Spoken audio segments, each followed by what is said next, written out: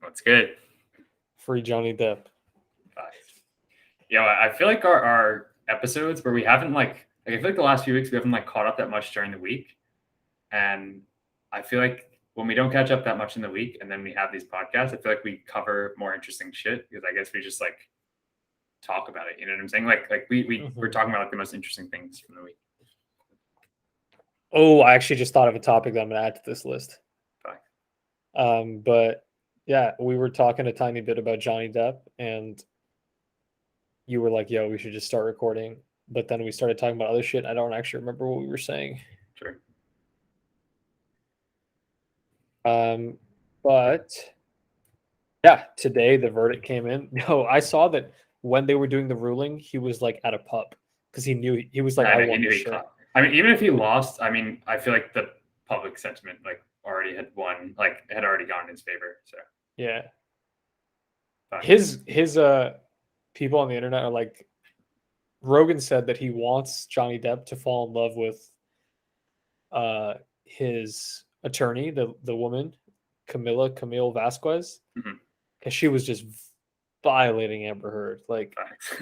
She really I don't know.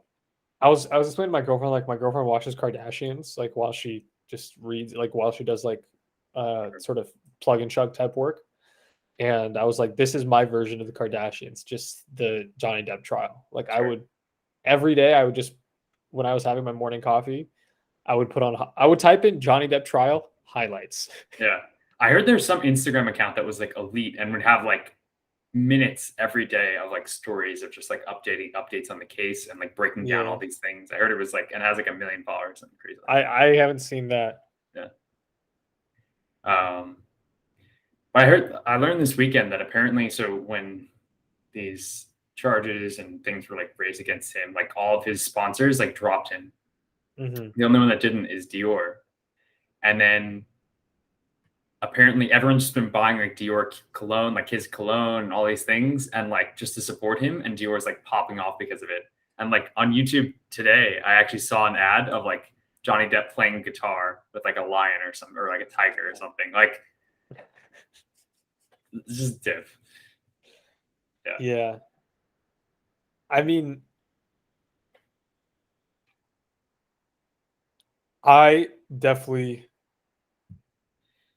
am happy in a sense that the allegations about him were not true, or at least as far as the court and legal system can demonstrate, they're not true. For selfish reasons, just because I always painted him in my head as being a cool, nice guy. Sure. And I didn't want to think negatively about it. Yeah. She's, I don't know. I think there's so much potential to make this into a gender thing, and I don't really care about that angle. What I just care about is there should be a deterrent for people to think they can get away with lying about something like domestic abuse, right? Sure. Whether it's a man or a woman, Sure. I think it's I don't know. I'm sure it complicates things, and it probably doesn't help the argument for people who are making real claims. And there's this big, public case that's not true. But yeah, I mean, I'm glad there was I don't know, they were able to work everything out from this. But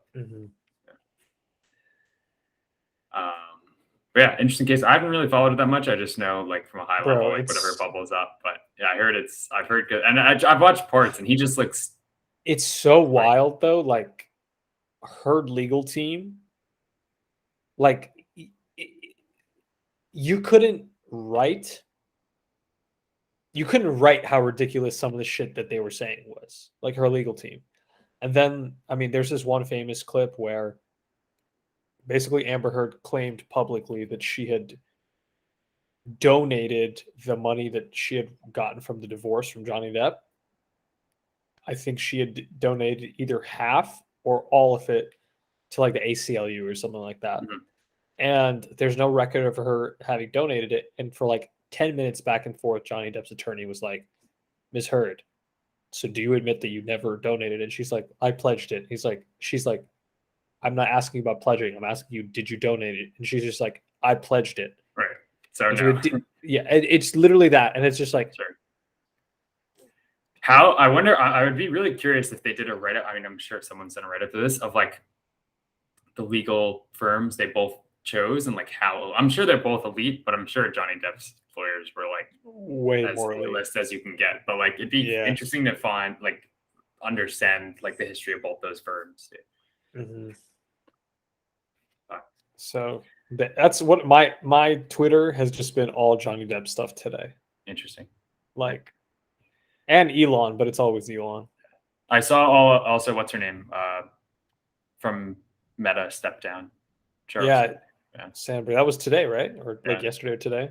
That's great. I wonder what the reason is. Like, I wonder if it's like disagreement about the future of the company, or if it's just like she's, reached that point where she's like, I'm ready to go separate ways.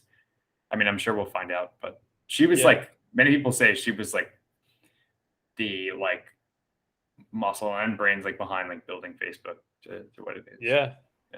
She has a crazy story too. Her husband like founded like SurveyMonkey or something, and then like he passed away. It was something crazy where like he was a big time founder and passed away, and then she had this like crazy career. So. Damn. Yeah, I don't know anything about her really. Besides, I think she was on TF a while ago, and I think I listened to that. But yeah, I've read her book. It's good. Yeah, she's like definitely very, I don't know. I mean, very intelligent, very articulate. Yeah. So something I wanted to tell you. Recently, Brandon has been going down like a Elon Musk like rabbit hole, and he's just texting me like trying to, because he knows I'm a major fanboy, and he's just texting me trying to sort of poke holes, sway me. And he's like, Elon Musk is not a genius. He's a snake oil salesman at best. And he's showing me like all this evidence that like Tesla sucks and isn't a great company and all this stuff. And I'm like interested mostly in the fact that there's very few things someone could tell me to make me not like Elon Musk. Sure. I mean, I feel like he's not a god. I think there's like many positive things he does, but many negative things. Like people I know that have worked there in the factory said they like absolutely hated it, and like same with SpaceX. And I've also like on Quora you can read that like his ex-wife writes up like a lot of information, like a lot of stories about him, and like it kind of paints him in a more like humanistic or like more as a human, which is good. But yeah, I'm curious what comes of what he's sending you. Yeah, he was just like, Elon Musk is a marketing genius, and that's why he is this person. And my reaction to it, first of all, I was like, Brandon, like, I haven't done nearly as much research as you have into like the actual like workings of these companies, so I'm not going to be able to like give you an opinion. But and then he kind of, not completely, but he kind of compared Elon Musk to Elizabeth Holmes, Theranos. And I'm like, that is wild. Yeah. Like, you're I mean, at the end of the day, yeah. Because I was like, you can't become like the richest man who's ever lived and just by being a marketing genius. And he's like, yeah, you can. Elizabeth Holmes was a billionaire. I'm like, okay, but that was and I'm not. Brandon does have a lot of good points. So I'm not like, I don't want to paint it like, oh, he's crazy. Not at all. But I'm more reacting to the fact that like, I love that I have a friend that we disagree on like so many fundamental things, but it like neither one of us wants to be like, oh, fuck this guy. Like, I don't want to be friends with him. Right. And I think if all you read is Twitter, it's easy to think or like easy to observe that people almost think that other people, like people with opposing political views, are like evil, you know? Sure. I mean, I have friends who are like support all different kinds of political opinions, all different things. And like end of the day, like by and large, people are largely like nice people, and like not a high correlation between who they are, like what they support and how they are as a person. But I mean, I'm sure there's plenty of counter arguments. But but that's it. I'm curious to hear what comes of it. I mean, I think with Elon, there's like just he shipped these major products and companies, and like I don't think you can say it's all marketing. And I mean, there are clearly marketing things, but I know we're both preaching to the choir, so I'm curious to hear what they says. So, we'll chill when I'm back. We'll get together. And Brandon will. He's very comprehensive with his research. I'm sure we'll see him by the river at 2:30 in the morning. Whatever. Facts. He lives like 3 blocks from my new spot. No, like 5 blocks from my new spot. So I'll see him a lot. Yeah. Let's see. So what did you get up to this weekend? Long weekend. So I got together with my buddy Jesus. The guy we chilled went with? to boot camp. Yeah, I went to boot camp with. Did we chill with him? Yeah. We went to the place. Oh, Karate. Yeah. We went to Karate. Yeah. So I chilled with him and his girlfriend. We went to get Peruvian food and we just chilled for like 6 hours. Yeah. And we had mad good conversations. Same company? Yeah, but he wants to switch soon. But I was like, right now might not be the best time. Sure. But he's a great engineer. Like, I'm sure. A very smart person. Sure. That was really it. Just chilled. Didn't do anything. I watched Black Panther. Then I watched some dumbass movie about like radioactive insects. That was really it. Some 21st century content. And I've been like making my way through Beginning of Infinity. The thing is, the author David Deutsch is not a fantastic writer. So I can only take the book in bits and pieces. But I do think it's a powerful like way of seeing the world. Sure. Whereas like his argument about like the value, like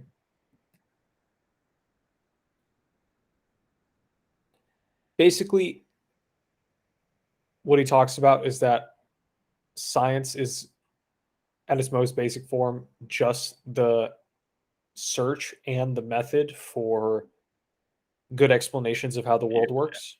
Mm-hmm.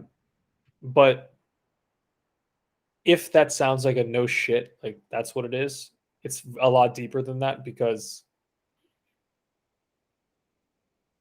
I don't know, it's just a sophisticated topic and I have to like really like it's like a lot to chew on. Like it's actually a very because it is also one of those books, and I think we talked about this before. You can read it and just think like, oh, okay, you know.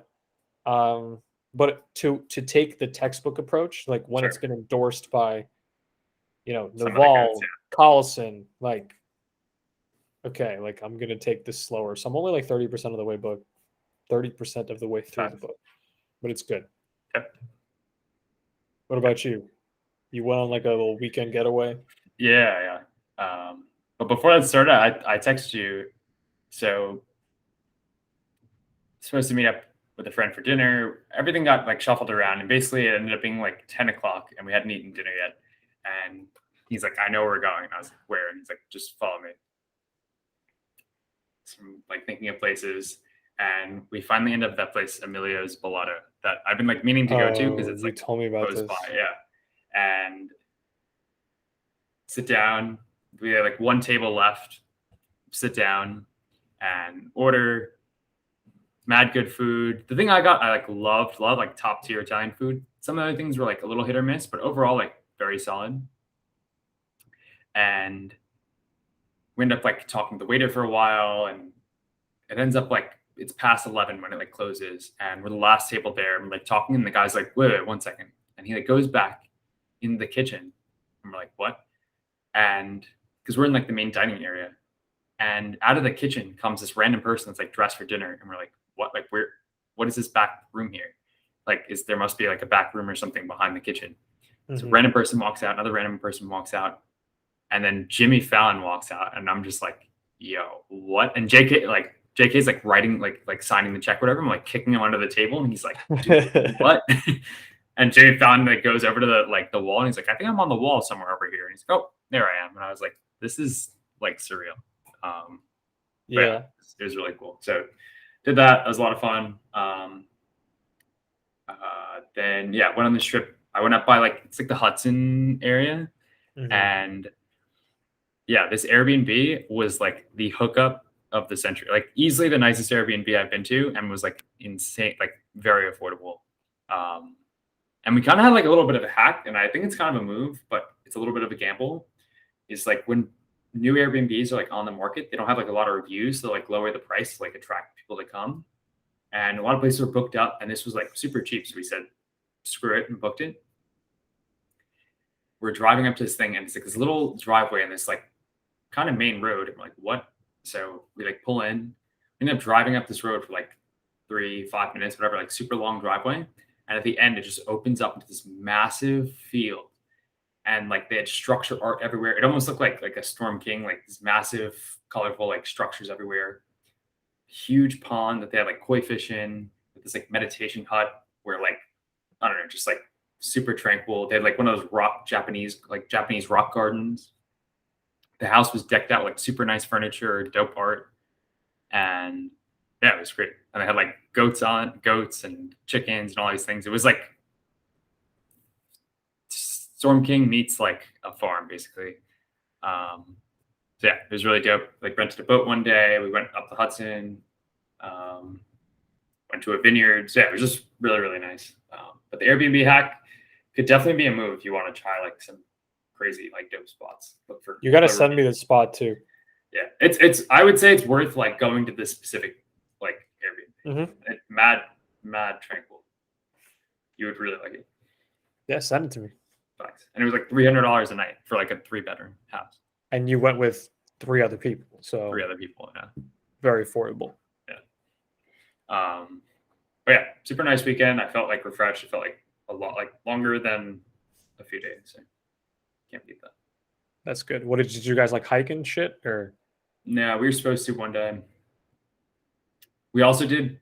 There's a really cool thing going on a slight tangent once again, but there's this like British cooking show where there's like 2 teams and you have to do like a drink, an appetizer, a main, and a dessert.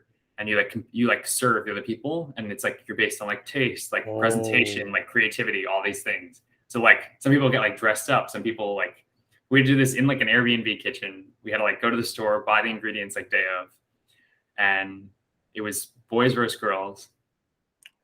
They went first, and we're both Italian, me and the other guy. So they like played to their audience, and they made us like dope, like spicy rigatoni, mozzarella tomato, meatballs. Like everything was just really, really solid, and like a little mouge bouge, like edible to start. So yeah, it was really cool, and they like knocked it out of the park, like phenomenal pasta. But we already had our plan. Once they were like shopping, we're like formulating our plan, and we're like, we're not gonna win on flavor. Like the girls are gonna crush flavor, like, and they're probably expecting us to do like some kind of Italian dish. So we like got to thinking, and we know they love Indian food. And we know they love like Italian, they love like Japanese. So like, how about we do like cool fusion? So one of their favorite dishes is sag paneer, which is like cheese and like spinach green sauce, which is usually served with rice. And so what we made was, tuna, like crispy rice. Remember we had it once? So we made crispy rice and then put sag paneer on top. So it was like a fusion between the two. I got to teach you how to pronounce some things, but keep going. Yeah. They actually didn't have the cheese, so we had to use chickpeas as a last resort thing, but it tasted really good. And then we made a big thing of curry, like tikka masala, like vegetable tikka masala. And then we made a lasagna out of it. So we like laid this, and we put all like vegetables and stuff and like cut it like pretty finely. And we made this brolic lasagna with like tikka, like, curry in it. And yeah, and then we were going to do a cannoli egg roll for dessert, but we didn't have the thing, so we just did cannolis. But yeah, it was dope. And we ended up winning by like 1 point because of like creativity and effort and all these things. But it was a lot of fun. And I like, if you're in Mexico City and you do like end up cooking home, which I feel like Mexico City is more. We're not going to. Yeah. It's mad fun. Like that's a fun thing to do. It was a lot of fun. Yeah. It might have to be boys versus girls, because if it was couple to couple, we would destroy it. Like it wouldn't even be close. What would be your? I have no idea. What do you think's your best dish? Chili? Dude, I haven't made chili really since college. But in college, my chili was mad good. All the shit, like, it would just be like the kitchen sink. They just throw mad shit in there. But bro, it was so people would come over and eat it. Facts. Like I made it recently, really, really, really good. Yeah. But you don't eat meat anymore. I know. We just put a lot of beans, vegetables. I put mushrooms. I like chop up mushrooms. We actually just made elk, ground elk. There's a Oh. there's a store here that has a bunch of like exotic foods, exotic meats, game, whatever. But also like alligator and shit like that. Yeah, yeah. Is alligator considered game? I don't know. But yeah, we just made some ground elk and it was pretty good. I don't know what my signature dish is. I make good scrambled eggs, but I don't like scrambled eggs. Mean breakfast burrito. Bro, back in Blub, we used to have the breakfast burrito gang. Like, what was that one time we set off the alarm? Why did we set it off? Because I was making bacon. I know, but why did it get like we made bacon every morning? Why was it like turkey bacon? That is. It was something. Yeah. No, it was that. But something specific happened, like that it fraud this time. Whatever. I don't remember. Yeah, I don't remember. But I just set off the whole alarm. Like, yo, we're good. Yeah. False alarm. It's just like smoke. Did the building empty or no? I don't think so, right? I think in Miami, like people are not leaving their apartments if there's a fire alarm. Like they're going down with it. Yeah, they're just like, this is not real. That's... It's actually wild, like to really observe. Like there is just a lawlessness to Miami, and I wonder how, with the movement of tech to the city, like what it's going to do to the city. Because I would hate it. I wonder what it's going to do to tech. Especially it's crypto. It's like certain characters are in the arena. Yeah, I wonder because on the one hand, the charm of Miami, I believe, is the fact that it's like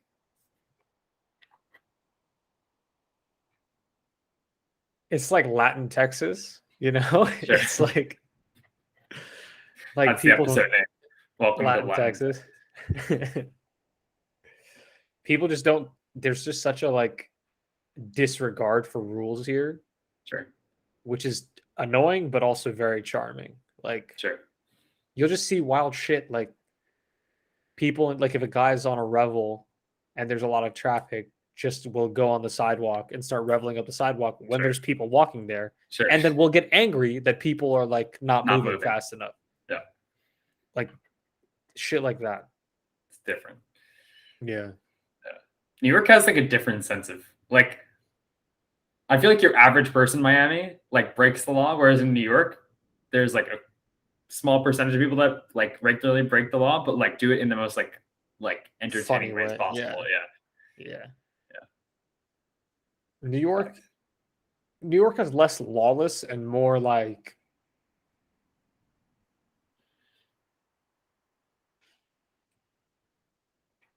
there's a sense of like the everyday person rules the city in New York, you know?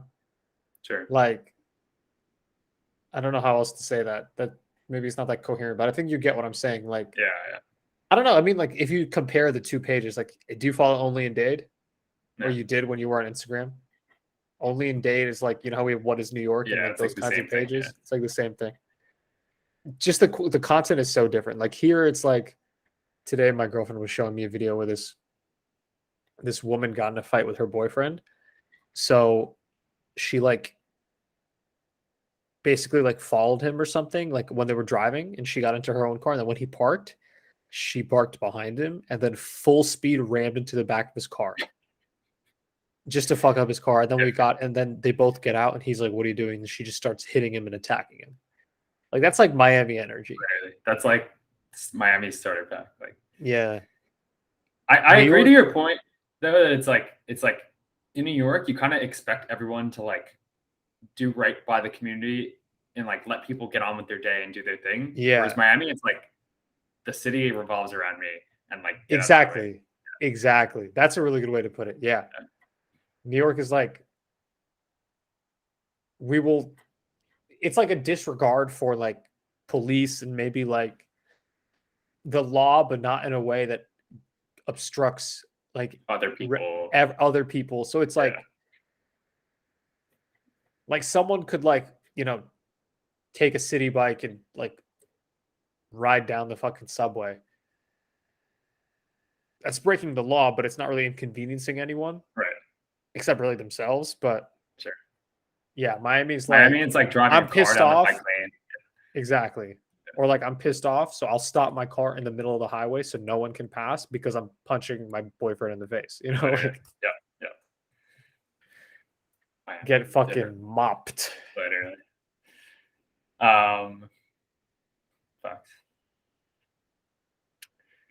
I was looking through that Patrick Collison book list, and I remember he said like a few were like highlighted differently because they're like exceptional books, and there's one that like caught my eye, so I started reading it. Different. It's actually like I'm like 10% into it, but so far extremely elite. I'm like just scratching the surface. It's called Mindstorms. It's about like how kids interact with computers. Oh yeah, that's on my list. That's like one of his like top books. Yeah, I know. That's why I've and like basically it's so far from what I can gather is that like humans are great at learning based on like comparing something new to something they know. So like kind of like, okay, go ahead. You would like the example I was thinking of is like you think of like a 3D printer, like a hot glue gun, just doing layers and layers, like a finely controlled, right? So like you take something you know and something new and it makes sense, right? And his idea is that like if you know how a computer works and you know like how to program a computer, everything is easily learnable because like computers are, I don't know, it's more like foundational, like information theory. That's basically like what I've gotten so far. So everything is a lot easier to learn once you understand computer science or like coding and how to interact with the computer, because a computer understands things at like a very like basic, fundamental, like discrete level. So basically very much you're reading it? Yeah. That makes me happy. Facts. Because you're a bum with that audiobook shit. I hate that shit. I have like five unused Audible credits because I signed up for it. I forgot that I signed up for it. And then last week I was just like, I don't use this. Yeah. You should do like a fiction or like a biography or something and just use it while you like walk and just give it a try. Yeah, I'll try. Like that book. I mean, Open, I have them. I already paid for them. Yeah, that book Open is like a perfect example of like you don't need to physically read it and like you'll really enjoy listening to it. Like, yeah, I'll try it. I mean, I already paid for them, so I should use them. Fine. Okay, so Mindstorm elite book. So far, I'm only 10% into it, but I'm reading it like textbook reading it. Like, okay. Yeah, he has like very few of those like it's like green 10 out of 10 books, but he has like Poor Charlie's Almanac is one of them, which is I see it right there right now. And then Beginning of Infinity is one of them. There's like a book on China. There's like a few. I marked a few down yesterday, but Beginning of Infinity, it's such a like daunting list. Like you think you've read a lot of books until you look at this list, you know? I don't think that's that fair, honestly. Like I feel like if I put all my books, like there's probably like a few hundred books in there. That's not that like. Yeah, and I guess he does also list books, and he says like I haven't finished all of these. Sure. Like there's some of them I haven't even started. Sure. But yeah, I mean I have over like 300 on my Kindle, so I guess you're right. But I'm sure. I mean, my blog I only put books that I finished. You know. Sure. I only did like 2 years worth of books. Like I haven't even. And even yeah, but you have to put a caveat on your thing that you say most of these are audiobooks. That shit is cap. That's the name of the episode. Audiobooks are cap. Dancing in the Glory of Monsters. That seems pretty interesting. Yeah. Yeah, it's a good list to just like pick from once in a while. Like I know we talked about this last week of like where you source your books, but I think like some of these books I haven't heard of and like I don't know, aren't mainstream. Yeah, I'm pretty interested in. I don't know. I go through seasons, and I've talked about this before, where I will like want to, oh, this book looks great. I'll go through like a lull in reading, and then I will like go through a season where like I just want to read like 15 books at the same time. Sure. I agree. And right now I'm very much in that zone. Like I have sometimes I think we have to be strategic with our reading though, and like you have to know on the one hand, yes, there's like the textbook approach where like this is an important book and I'm just going to read it and I'm not even going to think about enjoyment, like just because it's been endorsed by such a high like level Sure. that I'm going to go for it. But then sometimes you just have to find something that's like exciting to you or just like you can't put down. Sure. I whenever I really need to like whenever I really want to kickstart like reading again, I'll read a Dan Brown novel. Do you know who he is? Something that no, I've heard. So Angels and Demons, Da Vinci Code. Yeah. Okay. So a lot of people shit on him because it's not like great literature. It's honestly just like it's like a thriller, like it's like a thriller movie. Like sure. I know we spoke about this, like the novel, like read into enjoy reading, like even if that's on a micro level, like I 100% agree. But I haven't been able to put it down. Like it's so good. I just finished an interesting book called The Mom Test. The Mom Test. Okay, hit me. It's not something you pee on. And basically it's very like product focused, but it's basically like I think could be more broadly applied to like how do you ask questions to find out information without getting someone's bias. So basically like the whole book is around like if you have a business idea and you're trying to find out what people think of it, you don't ask them like, hey, like I have this business idea, what do you think? Because then like people are just going to blow smoke up your ass by and large, and like you're not going to get real feedback. So the whole point of the book is that you have to be like a great listener, which I feel like every communication like everything information related says like be a great listener.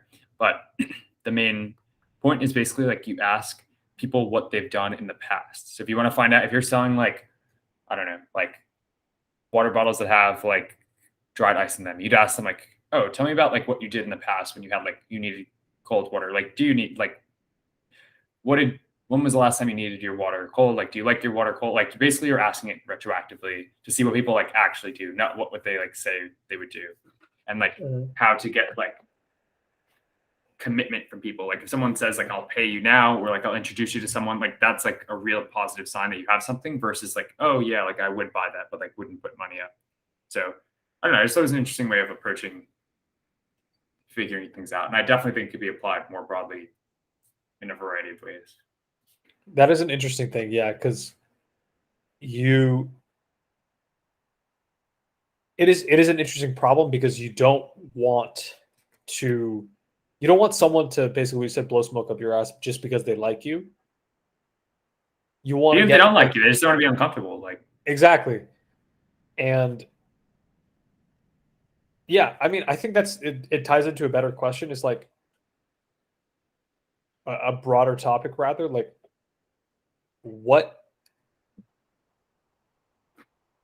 how do I phrase this? When you ask people questions, when the answers can be like potentially either it requires them to think a lot or like they don't want to hurt your feelings. Like, I think it's important to recognize the veil of what behavior is like allowed in the context of asking a question. Like, because when you read like principles, he says like, oh, like you need to have a culture of transparency where people are really honest with each other about what they actually think. Sure. Most places aren't like that. Almost nowhere. And most friendships are not like that. Most relationships are not like that. Right. Like it takes, I think, a very like special type of people and like special circumstances for that. Yeah, and like a mutual understanding. But in the absence of that, like how do you still get that feedback? You know? Exactly. That's exactly really what this thing. Yeah. Exactly what this talking. And I think it's like I definitely think it's a book that like you need to practice what it's saying because otherwise it won't be as good. But I 100% like Yeah, I think it's like essential thing to get good at. And it had a decent amount of overlap with that book, like that I told you, Never Split the Difference. Like, which is also on my list. Yeah. I mean, both just like very elite about like asking the right questions, and it really just comes down to being a great listener and like picking up on like little subtleties. And from the Line Trackers book, I actually think about this quite a bit when he's like praising his friend. He's like he recognizes like slight inconsistencies or like when things are slightly off. And I've thought about that a lot, like sensitivity to when things aren't as they normally are. So that could look like, I don't know, in that case, like the grass bent a certain way, or in this case, like someone being like, wait, say that again. Being tuned to small inconsistencies. So like he said that the guy's like, he can notice that like certain bark is like missing in a certain way or something like that. So he knows like the animal like rubbed against it or something like that. And like in this question example, it's like someone will phrase something a certain way, or like you can tell they're like disregarding a certain piece of information, or like say something very small, and like you can like pick up on that and ask a follow-up question, and like opens up a brand new whole, it's completely different interview or understanding after that. Dude, I 100% agree with that. And I don't know if you remember back when I read Musashi and then you read it. There's a scene in the book, which I don't know if you'll remember, but I remember where Musashi basically like wanted to send a message to a master swordsman he wanted to challenge, like the greatest swordsman in the land that he wanted to challenge. And so he wrote a letter, and with the letter, he sent just a flower, right? Or maybe like a bouquet of flowers, and to sort of like like to trim the flower so that they were like nicely presentable, he just like sliced it with a sword, and the way it was cut, the master was presented with the like letter, and he's like, a trillion people like ask me like all the time to challenge me, and I have to turn them all down. And so he said no, but then as he was saying no, he was just casually looking at the flower stem, and then he was like, wait, who cut this flower? You were like, the swordsman. He said, okay, allow him to come. Right. And in the stroke of the sword that cut the flower, he's able to detect like mastery. Right. Which is I like what I think the genius in Musa, like I think it's actually a genius book, like because that author captures so much of like the art of becoming a master of something, Sure. And it's just told as through this swordsman's story.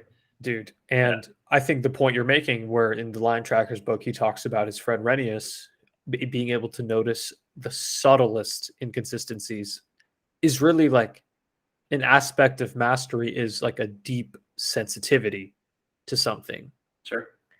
And I mean, like, would you say like in your journey as an engineer, you probably can notice you have like, they call it like code smell, right? Like your code smell is probably so much more refined and intuitive than it was when you were like a year or two in, right? Sure. And I think, I mean, it's still like leaps and bounds away from, for sure. But yeah, I think you gain. But it's progressive. Yeah, and you just gain. We've talked about this before. Just like when your intuition is extremely sharp on things, like you're approaching, a higher level of thing. Yeah. Mm-hmm. And it's something I feel with like music and guitar.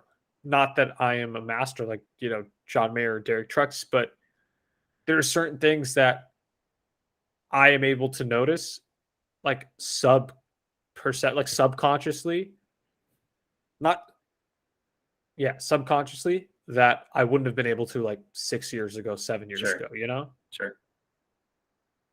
I don't know how we got to this point. I think you were talking about like asking questions. Yeah.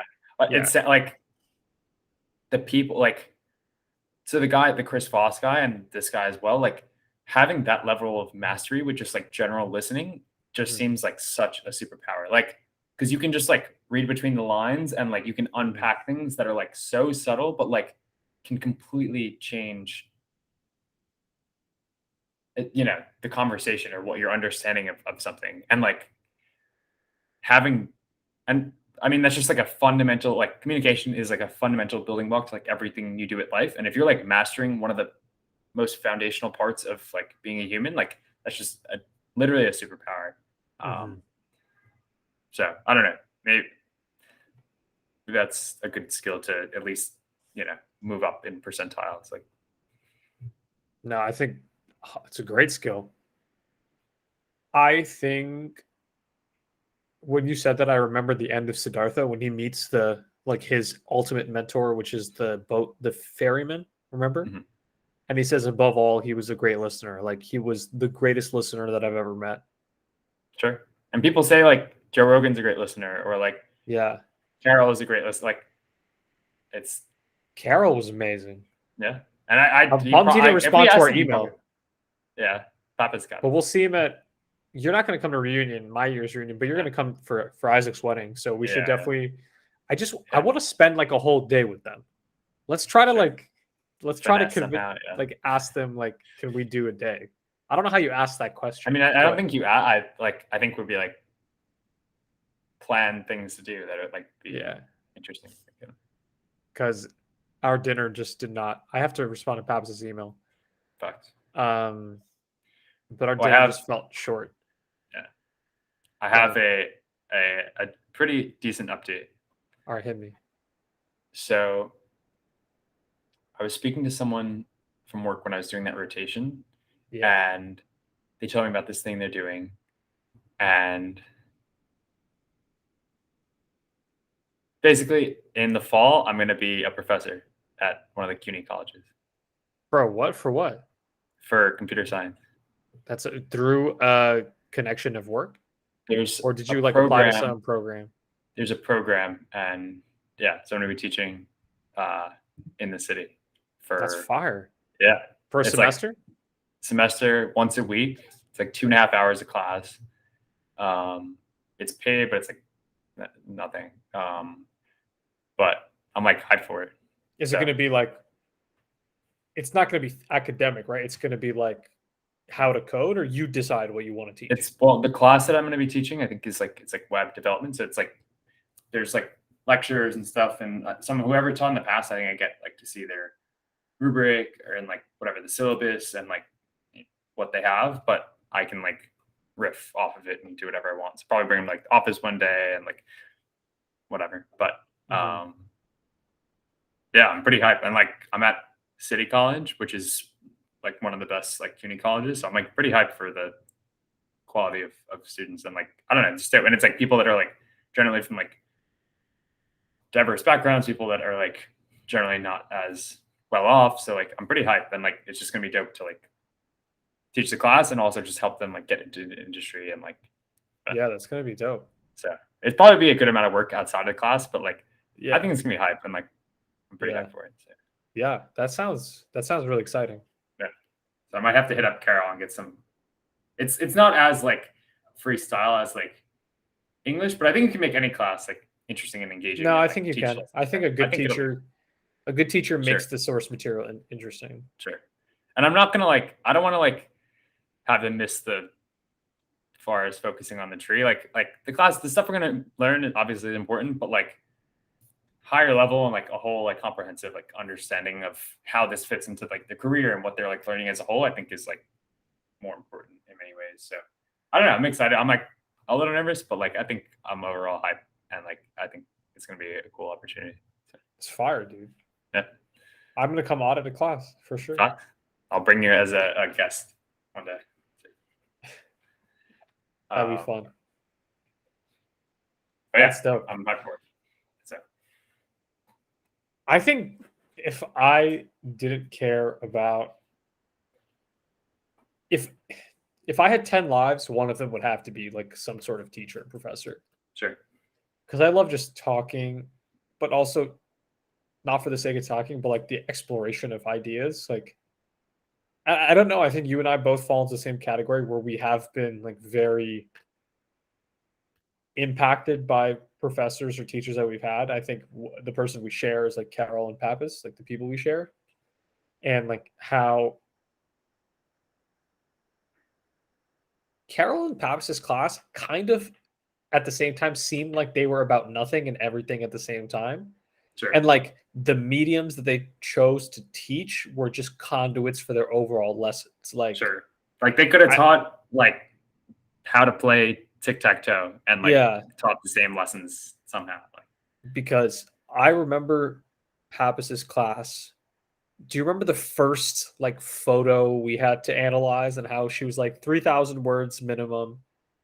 Which were like an essay. I remember that assignment, but I don't remember what the picture was. Like, I don't remember my picture either, but I just remember. And I went to her office. I was like, "How do you write this much about this?" And she's like, "Look deeper, analyze deeper." It's like and the art of motorcycle maintenance. Yeah, like where the guy's like, the lady's like, "Oh, I can't write anything," and she's like writing a story about like the city they grew up in. And he's like, start going to like the courthouse and start with like top brick on the left, and like she fills like her whole essay with like just writing about like the first and second brick in the building or something like that. Like, but yeah, it's a fact. And then when Professor Pappas told us when we were at dinner, like everything in life comes back to this one lesson: pay attention. Right. And it's listening. Like everything. And you and I believe, have experienced the importance of that with our meditation retreats. Where like you just feel so sensitive, not sensitivity in the sense of able to detect the smallest fluctuations in something. Sure. Bro, I remember after that meditation retreat, I had the best beer pong game of my life. Where I was just like, people were talking shit and I was just like able to phase everything out. And every once in a while, I'll think like, what amount of effort would I have to put in to just have that clarity of mind all the time? It seems like a lot of effort, but the reward is probably amazing. But I don't know. I mean, I think it's just like pure consciousness. Like, I think that's like so sharp. Like, coming back to the Siddhartha book, do you remember when he's like the best teacher I've ever had or whatever? Is like the river, like the river, and they both like the river taught me everything. Yeah, it's a fact. I at first when I first read it, I was like, oh, what the hell is this guy talking? Like I was like, I know I'll understand this at some point to at least a certain degree, but I was like, I have no clue what's going on. And then like I remember like through time I like think about it and I'm like, oh okay, like I understand this more and more. And like the retreat was definitely the retreat was crazy. Yeah. There were certain experiences I had on that retreat which I would not know how to put into words, and I think you feel the same way. It's kind of, I mean, it's like a psychedelic trip, honestly. Like you just can't put into words. It's just a level of consciousness that isn't really experienced and doesn't have a vocabulary for us. It's tough to like communicate the experience. And that sounds like I think Alan Watts does it amazingly. Like describe what those states of consciousness are like. But yeah, it's a fact. I like that thing, that like what you said on like no matter what the medium, like they would have told their lesson. Like it's just a fact. And like I think that's an important thing, is like it doesn't really matter the medium. Like can teach like like I said, like it could be tic-tac-toe or it could be literature or computer science, like facts. Yo, I have this idea for a project I want to do at some point in my life. And it's really multiple projects, which is use like CGI to like pretend like with the idea of like teaching, like use CGI to film, like imagine I'm like the professor of a class with mad students, but really it's just me in front of like a green screen. It's mad funny. And just like I'm like with music, like use CGI to make it seem like I'm headlining Coachella, and then release the video, like a what if or some shit. Not to fool people, not like I did this, but like, look at this. This is dope. Right. I don't know. It's just like a fun project idea. Like, yeah. Notice how we haven't talked about one thing on our list yet. Yeah, we've hit a few, but mostly not. But yeah, I'm hyped about this. I feel like this opportunity was like something that like I was like, I don't know if/when this opportunity will present itself again. And I was like, I feel like this even though it's probably not the best use of time and it's like not that leverage, like I feel like it's a great, I think it'll just be a great experience. And like, Well, you're gonna I can like, practice like a really good skill, which is public speaking, and like yeah. And I it'll just want be to help mad people. Like, I just want to help the kids in the class. That's like my ultimate goal is like, just yeah. help them just Dude, best I can. Like, imagine you had like one of your boot camp professors was your computer science professor in college, because I know you told me like you took a CS class in college. but You it's even hated more it. than that, I feel like. But yeah, It is like more than that, because it's I feel also like like you a have someone proof of in concept. industry. Yeah, We have someone in industry who like has an understanding of things, like can like help with connections and yeah. whatever. And like, I don't know, like certain teachers have like a desire to like go beyond the call of duty. And I hope to do that. I mean, we'll see. I hope it's not a flop. I don't think it will, but I don't think it'll be a flop.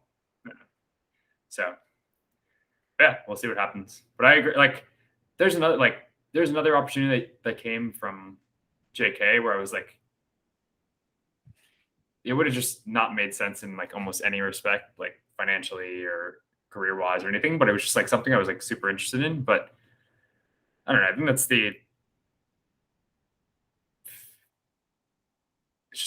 and like the golden handcuffs of tech where it's like tough to leave even if you want Yeah, to, but good problems. But I think I know what you're talking about. Yeah, yeah, but yeah, not really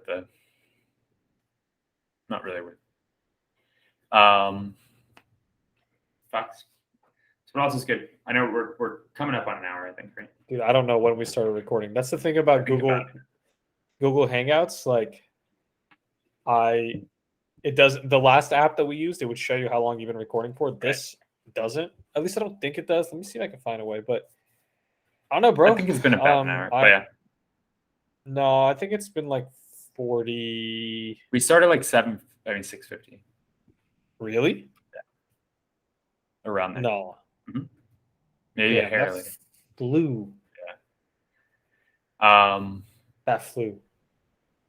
Flew out. Yeah, I don't really. I want to hear your Go. thoughts on you wrote down religion versus behavior. Curious to hear your thoughts. I mean, it's just pure Nassim. Like, I went to lunch with Jesus and his girlfriend Veronica, and we were just talking. And Jesus is a really smart guy. And at some point, I don't remember how he talked about it, but he's like, "Yeah, like I don't like religion. I think religion has a lot of bad stuff." And I was like, kind of just challenging him. I'm like, "What do you mean?" And he's like, "Oh, blah blah blah." And like, what Nassim Taleb has been massively influential on my thinking and sort of how I look at the world. And my whole thing was like, I think it's just too simplistic to discard the value of religion because religion itself is not a good explanation of how the world works. Mm-hmm. And I think that's one of the things, like, and to be totally frank, I'm not a religious person, but I think about this more and more that I remember Joseph Campbell said before he died that the problem with the world right now is there's no myth. Like, we don't have any myth that drives us. And I don't know when it started, and I don't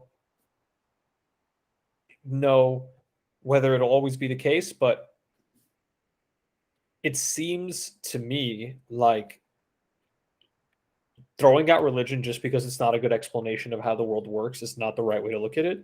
And I believe the way Nassim thinks about it is very intelligent, which is time meaning the passage of time represents incredible volatility, right? And things, just like how human beings or any organism that has survived and adapted to the volatility of time and the environment has adaptations that are like either beneficial extremely to the goal of a species, which is to like replicate, or in the very least does not harm the species, right? In the same way that organisms evolve and they're always like optimizing their functionality, that's the same thing for ideas, and ideas that last very, very long you know for a fact that there's something in the idea that has been beneficial to human life and has provided some sort of advantage to human like life. Sure. Now, I think the important thing again is like religion will tell us things about the world that very demonstrably can be, you know, at best benign explanations, at worst completely like provably wrong explanations. But a lot of the explanations in religion cause will prompt behaviors that will result in something beneficial for human life. So there's a few examples that I think about that Nassim also talks about. Like one example is fasting, right? Christianity, Judaism, and Islam all have some level of like ritual fasting once a year or once every period of time, right? Now, we know now that for reasons of in the shorter term fast just calorie restriction, and in longer term um like autophagy, which is like controlled cell death, which is like one of the best ways to prevent cancer and heal a bunch of other ailments such as like different inflammation in the body, is they come from fasting, right? And we know that now because of like scientific studies, but Sure. religion has known for a long time that fasting is good, but was not able to describe the Mechanism behind it. the mechanism of action, right? And someone's response can be, "Oh, well, like that's just a coincidence," right? But the thing is, like, no, you don't want to look at it that way because for an idea, for a belief system to not only just stick around but grow over like centuries of volatility, like represents that it gave some benefit to the people who practice that. And the example I always think of also, go ahead. I don't know if it's like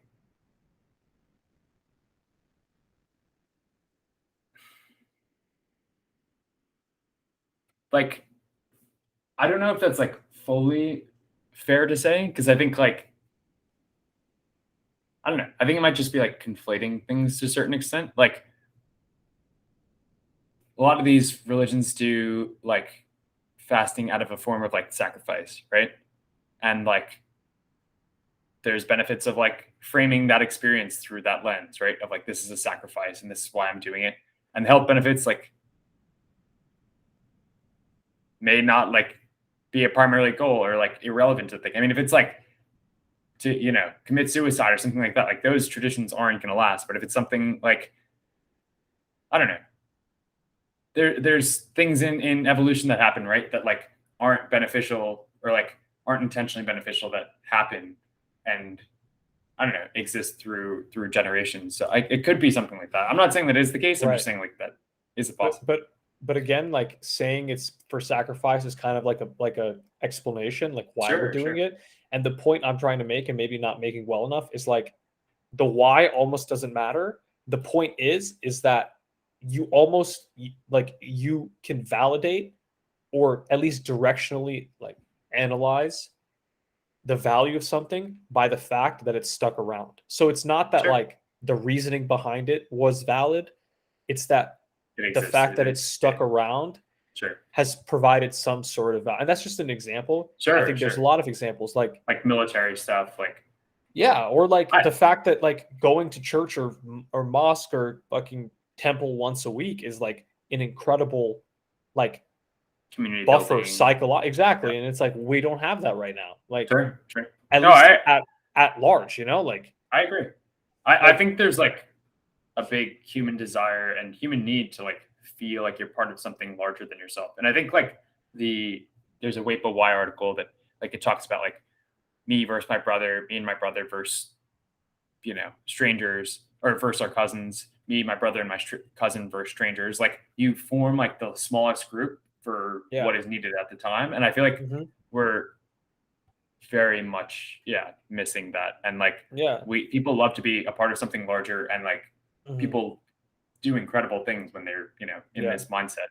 And yeah, I don't know. I 100% agree. And there's a strong argument to be made that I think the way Y article makes is that like humans' default size is not a unit of one. It's a unit of like a cluster 150 or whatever. Yeah. Whatever. Yeah. And I think there's a very, very strong argument to that. And yeah. Yeah, dude. I mean, like I talked to my dad about it. Like before COVID, he like for as long as I've been alive, he goes to the mosque every Friday, and like it on Fridays, which is the Muslim like Sabbath, right? Like he wouldn't go just for like the prayer and then leave. Like he would chill there for hours, and like his social group was like the mosque, Sure. And I talked to him now, and he's just like, yeah, like I miss it so much. Like that's where I saw all my friends. We would hang out, we would laugh, and yeah, we would pray and worship. But it was just like, it was community. And the thing that I was saying to my friend is like, look, because he was like, it's not rational to believe in religion. And I'm like, hold up, like, what do you mean by rational? Like, by rational, do you mean that the stories in religion are not good explanations for how reality works? Then yeah, but like that, I think that's just like a first order thinking of something. Like my argument was like, maybe we should refine our definition of rational to like also analyzing the benefits that the behaviors give us, right? So that's what I mean, like explanation versus benefit. Like, and Nassim has this like aphorism, which is the problem of modernity is we take religion literally and we take science metaphorically, because he talks about like all these like people on Twitter who say like science says, who don't understand anything actually about science, the scientific method, and they treat science like a religion. No, that's a fact. I feel like in America we've seen like there's a sense of like work can be people's religions. Like you'll find a startup or a big company that's growing, and you'll find people like spend like every waking hour there, right, working, and like their friends are there and everything, and like people are like, why are you working these crazy hours? And it's like, sure, there's monetary reward, whatever, but it's like that becomes your community and like your religion, like in many ways. And like I mean, there was like that tweet that Elon Musk put out today, and like he's like, everyone's required to come into the office, and there's like nothing great has been built when you're just like calling in. I don't know if I definitely think there's benefits to remote work and whatever, but I think there's something in there that is very true, that it's like the sense of having a real community and being in person is like tough to replicate, or it cannot be replicated going remote, but there's trade-offs and everything. But yeah. I definitely hate pair programming remotely. Like I like it so much more in person. Sure. I think remote. No, but I do sometimes. Like the newer engineers will want to do it. Oh, I just remembered I forgot to respond to someone's Slack. I gotta go do that. Damn shit. I gotta respond to this girl's Slack. Yeah, I think we're over an hour at this point. Yeah, we're over. Yeah. Well, that was a good episode. It was a good chat. That flew. Yeah, definitely flew. Time flies while you're having fun. Facts. But yeah, we'll catch up next week. That was a good episode. This is episode 14. We've been doing this for more than 3 months now. I think this is the last few episodes have been a great streak. So. Yeah. And then when I'm back, we'll start doing them in person. Cool. We should do something to like, we have a podcast. I know. Now I think we can start promoting. Like I've been like sending it to some friends and stuff now to like ask about it. And I feel like we're at a point where it's like we've gotten a good amount of the like big kinks out and stuff, and we have a good like flow to it. So but yeah, we'll chat more about path forward. But great episode. Much love. Thanks. Thank you to all of our listeners out there. And Mono and Garrett, and you said Tony as well. Peace, fam. Much love. Peace. Much love.